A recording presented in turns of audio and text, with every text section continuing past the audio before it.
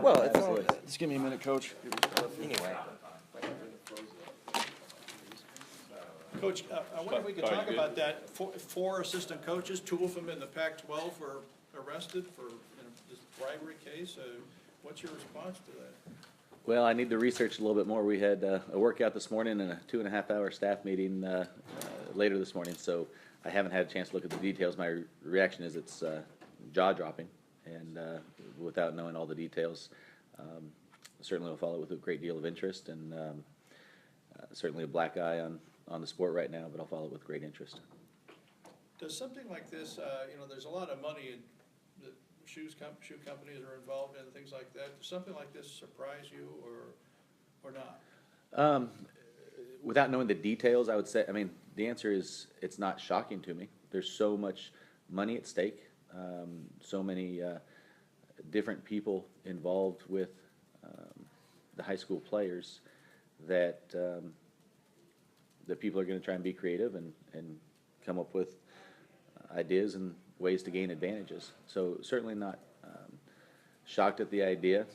I do think it is really concerning because the integrity of the sport and the idea of keeping a even playing field is kind of at the core of what we do. And so it's certainly concerning, and but it's, again, as facts and information comes out, I'll be following it, and my staff and we'll be following closely. I'm wondering what's your reaction to this.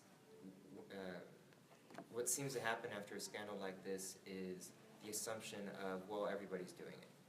There's been a number of articles already written, a number of columns already written that you read online where people have assumed that this has been so pervasive for so long that it really is a cloud over everybody, a cloud of assumption. Your reaction to that? Well, the good news is I can only speak for myself and the program, and we do everything we can to make sure we do all the little things properly, and certainly the big things as well.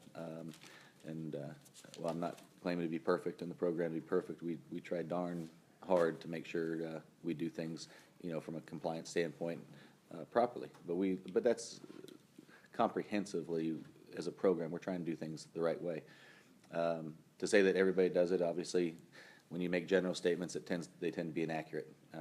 But to say that there's issues within our sport, I think is a safe statement to say. And as this all unfolds, it'll be interesting to see where it goes from here. You have relationships with recruits that start as early as sophomore year in high school, sometimes even earlier. And I know you can't talk about specific conversations, but do you advise high schoolers who are going to face this process about some of the pitfalls? Because there's implications for them as well, not just schools and officials. To a certain extent, when we talk with recruits, we, give the Stanford spiel and discuss certain things. One of the great things about being at Stanford, somebody told me very early on, one of the other coaches here, is you don't deal a whole lot with AU coaches. You deal with a high school counselor, and we're about the only program in the country that really has that mindset, and it's something it's awesome. We do really well when we deal with mom and dad and the high school counselor and high school coach, and when the other people on the periphery get more and more involved, we tend to not be in that equation as often. And but again, that's a unique thing in Stanford because the academic profile has to be so impressive and so such a big part of the mission here. Jared, I have to confess, I couldn't view that video on my computer of you rappelling something. Were you up a mountain? What was that all about? I don't even know. Can you explain what happened? Well, rappelling may not be the exact thing. I kind of dropped slowly from the top of a downtown building in San Francisco, but when Doug came to me and said had this opportunity and trying to promote a positive idea and that kind of thing, I said, hey, sounds fun, let's do it. And when I was younger in Tahoe, I did go rock climbing a few times and had a chance to have the opportunity, so had a fun time doing it. Back to the major number one national topic here. You mentioned compliance. How easy, because obviously it seems like there are just so many different rules and so many different things that you have to take into account from a compliance standpoint. How easy does the NCAA make it to follow the rules? My candid answer is it doesn't really matter. It's our job to make sure we have a great relationship with compliance Communication is such an important part of it. To say that myself or everybody on my staff knows every single rule would not be accurate, but we do know when to ask the questions. You know, hey, we don't know how to work through this, and so we have that dialogue with compliance, and I think that relationship is really important. The rule book is immense. I mean, it's a large rule book in so many different ways, and in general, I mean, I hate to break it down like this. In general, it's kind of like my 5-year-old daughter. You know, I can say, do you know what the right thing to do is? And generally, she knows. And I think the NCAA rules in general, you kind of know what's right and wrong. And if you know, if you don't, you ask the questions or read the rule book and figure it out too. And you know, it's again, this will be an interesting time coming up. A couple of questions about your team. Is everybody healthy? Is everybody going to be ready to go for start of practice and all that? Well, wherever you are on the calendar at this point.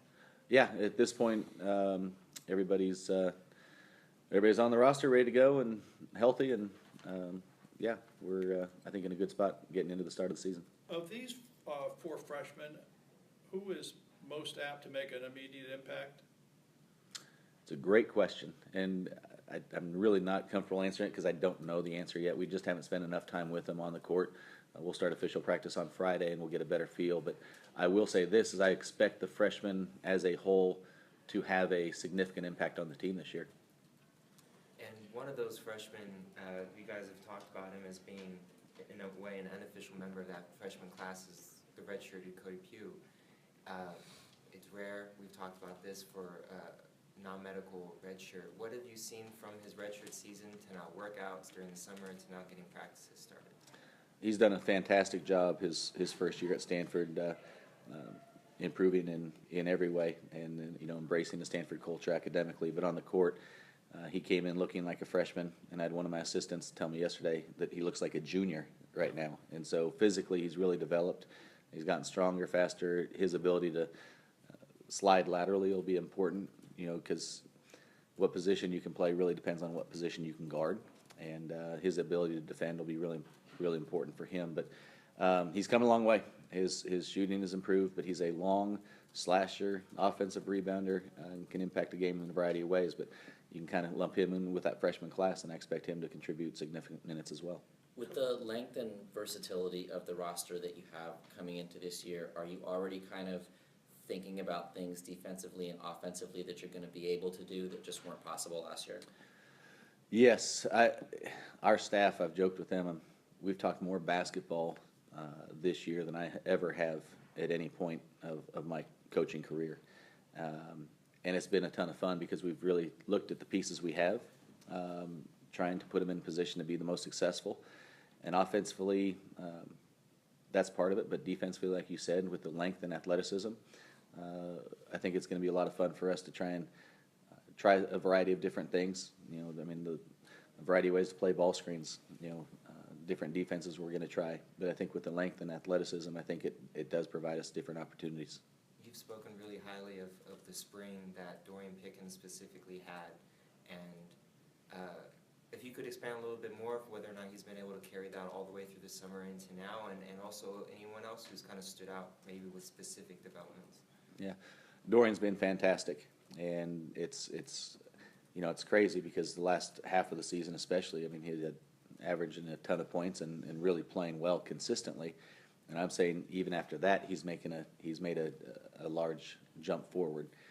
His attitude, his leadership ability, his body's looking better. He's shooting the ball well. He's aggressive on both ends of the floor. Really, really good stuff from him, and it has continued not only through the spring, through the summer. And I think he's getting into the season now in a really good spot. We do have quite a balance of young guys and veterans, but he's a guy that I think is really embracing the idea of being a leader, and also embracing the idea of understanding that it's a senior year and this is his last crack at it. Anybody, Coach, aside from Pickens and Pugh, who have made great strides since last year? I mean, are we going to see any big quantum leaps from anybody going into this season from last year? I hope lots of the guys. I don't want to set expectations too high for anybody really. I mean, I maybe other than the seniors, you know, I'd love to see Michael have that kind of a jump as well.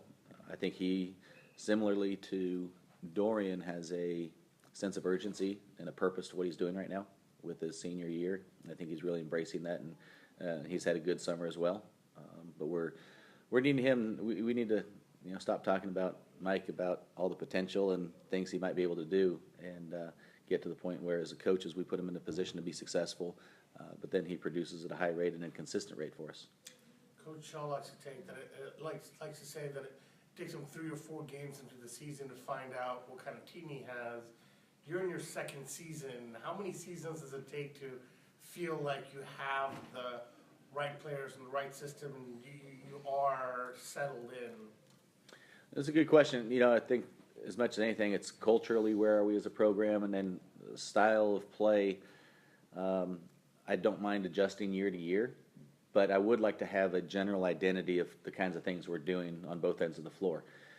To answer your question, I think we've made a lot of strides from year 1 to year 2.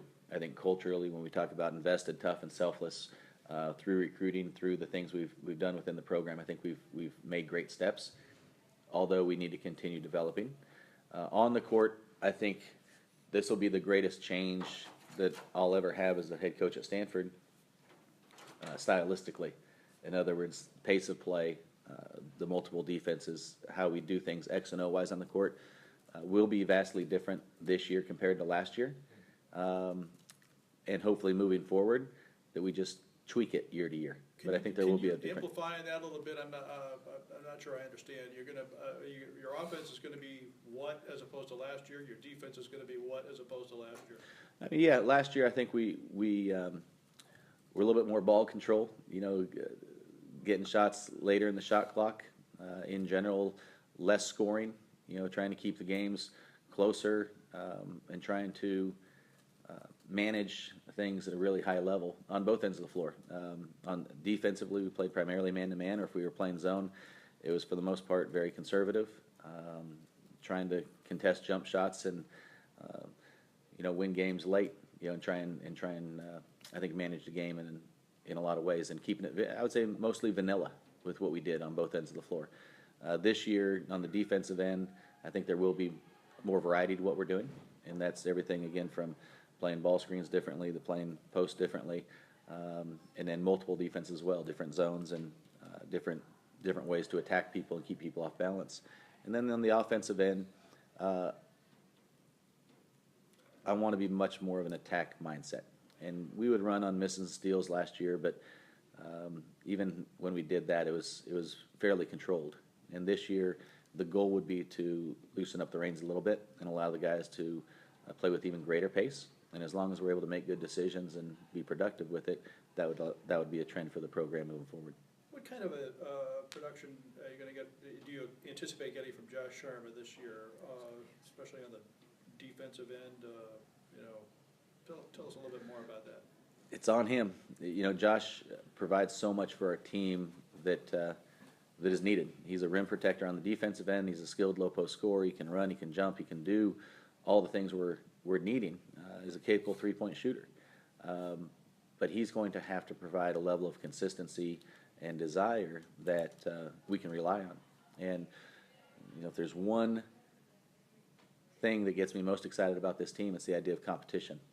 And if anybody isn't playing at a high level, there's going to be somebody else behind them ready to take over those minutes. And so I think that's something the team is always nice within a team, is when there's motivation that if I don't perform at a high level, there's other guys to come in. Josh could be either side of that. He could be a guy that's playing a ton of minutes, and we really rely on him. But if he's not playing in that fashion, we're going to have a lot of guys that can't contribute. You talked all during the off season about uncomfortable situations in the limited time that you have to work with the guys. How convicted are you that the progress that you wanted to be made was made, and where can we see that on the court, that they've gotten better in those moments? Well, one of the interesting things, I think we made great progress last year. We took some pretty hefty defeats early in the year, especially early in the conference season. And by the end, we were in the games. We were in a position to have a chance to win games, but we didn't win all of them, and we lost most of the close ones. I think that's one specific area is, when times get tough and we're in tough situations late in games, are we making the plays? and everything from making the shots or getting the 50-50 balls and getting the stop when you have to get it, getting the tough box out when you have to have it. I think that's certainly a way for the general public to see it. I think I'll see it very early in practice because we'll continue to put the guys in those situations and see how they respond. Do they look, they look kind of at their own play and kind of wallow in self-pity, or do they step outside and kind of look at the group and really motivate the group to do better? So those are things we'll see in practice fairly early, I think, and then, but again, in games. So I think we have some success. It's probably partly because of the growth of the team, partly because of the recruiting, but hopefully partly because of culturally we're getting to the point where we want to get to. And off the court, I was wondering about, chemistry is a word that gets used a lot in sports, and we'd see videos of you guys playing wiffle ball with the team, kickball. You guys were down in San Diego the same week that the football team was. Those events, where those kind of ideas come from, why you feel they're important, and the impact that they've had. Yeah, we do a lot within the program to develop our culture, to develop relationships. The cliches of family and chemistry, I think, are all great, but I try not even throw them all around. I'd rather live it. I love to not talk about the relationships we have, but people come to practice or see our guys, see how they interact with each other, see how they interact with the coaches, because we try and make it a real thing. And I think those kind of things, the wiffle ball games, the kickball games, as many opportunities we can put them in to enjoy each other's company, to enjoy each other's success, to learn in different environments, I think is really beneficial. But we did go to San Diego and had a wonderful experience down there.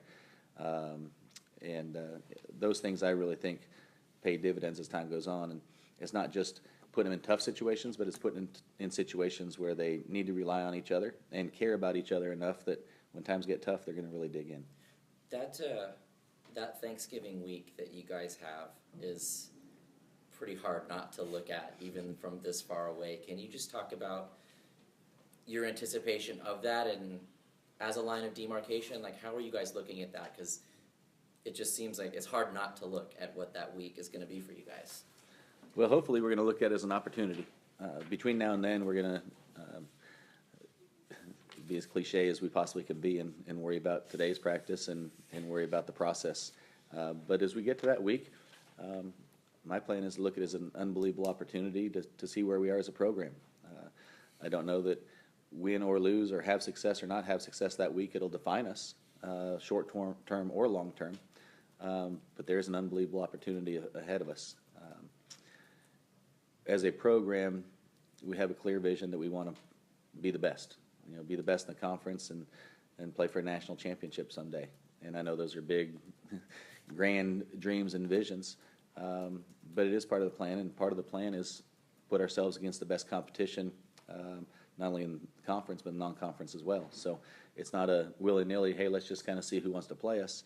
There is a plan to play great competition, and we're going to be excited for that week.